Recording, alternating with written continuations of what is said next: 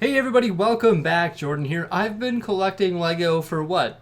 Approximately 6 years now, I guess. More than that. Yeah, it's been really good though. We've managed to get a lot of great sets that the Lego group has released over the course of those 6 years. However, I will say that I missed some really good sets, and I'm going to call them missed opportunities. No! Some of these sets have been issued and retired and are now gone. The price is inflated, and I never acted on getting them while they're readily available at the Lego store. So today we're going to be going over all of the different sets that I would consider to be missed opportunities, and there's quite a few of them, so let's take a look at all of the great sets that I missed out on. Oh no! Well, let me tell you, the list is pretty darn big, and we're going to start by taking a look at one of the largest sets that I missed out on, and that is Welcome to Apocalypseburg, which came out for the Lego Movie 2. This thing is massive with 3,178 pieces, and just look at it. It's got like the Statue of Liberty. It's got like so much going on. It's almost like a steampunk sort of underground world. You know what I'm talking about. It's crazy.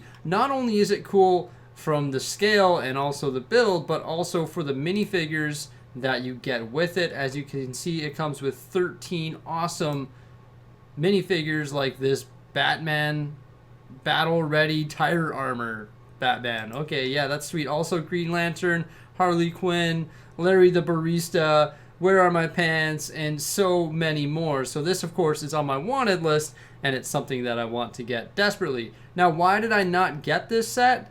Well, because I just didn't think it was going to integrate anywhere in my city, and I still don't think it's going to integrate anywhere in my city. However, the build of it looks spectacular, and also I think it would just look good on the shelf. It doesn't really need to go in a city format, although it would look pretty cool by the Ninjago district. So that's the first big miss. This is Major Vonreg's TIE Fighter. I mean, it wasn't really high up on my list, but now I have quite a few different TIE Fighters, and I think it would match the collection pretty well. So wouldn't mind eventually getting this one here. I do like the color combination with the black, red, and also dark bluish gray. Plus it comes with some pretty cool minifigures that looks pretty interesting. It's not the largest set in the world, and I could see, I don't know why this isn't loading, but I could foresee it being obtainable of me getting it, maybe adding it to the collection.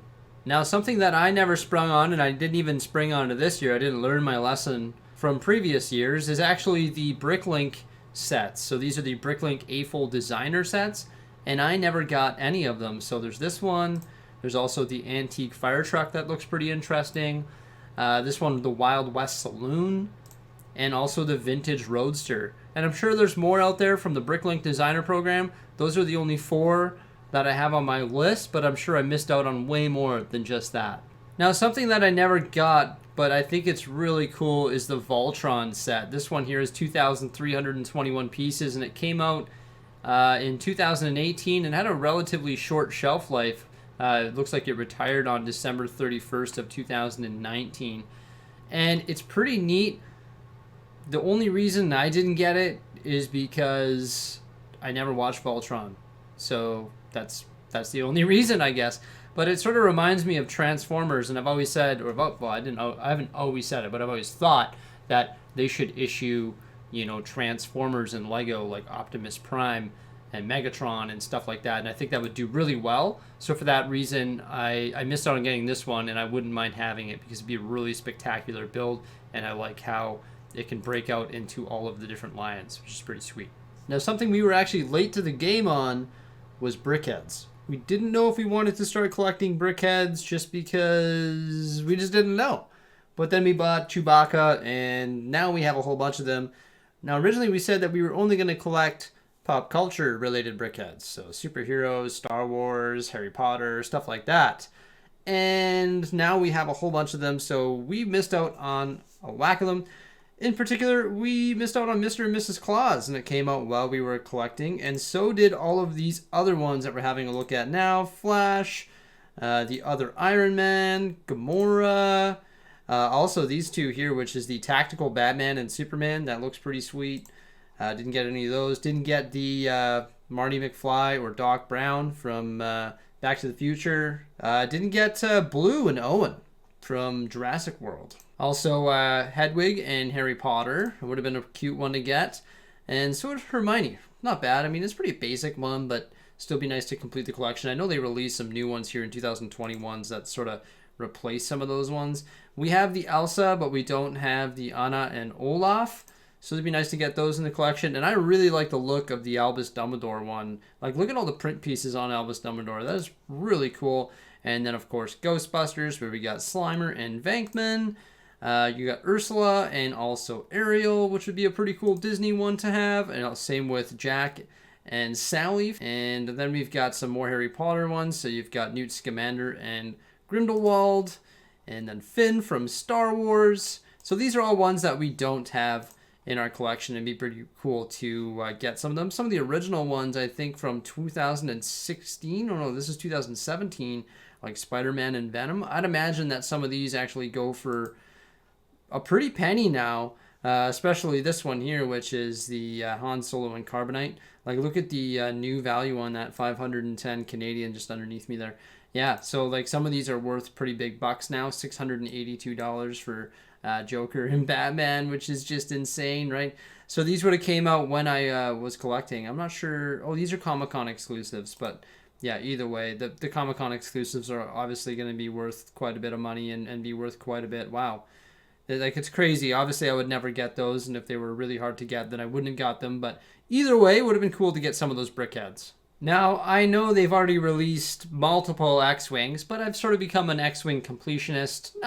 No, I'm nowhere near a completionist, but I guess it'd be pretty cool to have this X-Wing. Definitely not going to seek it out because the 2021, I believe it's from 2021, that one definitely replaces this one pretty good. That's Luke Skywalker's X-Wing.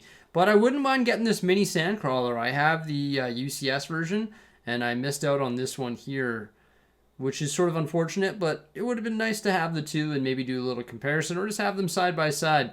I don't know. My wife definitely doesn't agree with me on a lot of this, but it is what it is. I think it'd be cool to have multiples of these just to compare them, you know, the older one with the newer one.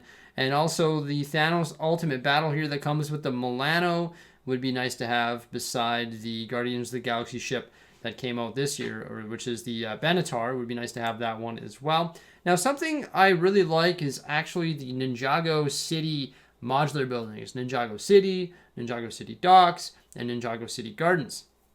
And I've heard that actually the Destiny's Bounty is really neat and a very cool build. There's actually a couple different Destiny's Bounties that have been out since I've started collecting, and I missed out on both of them.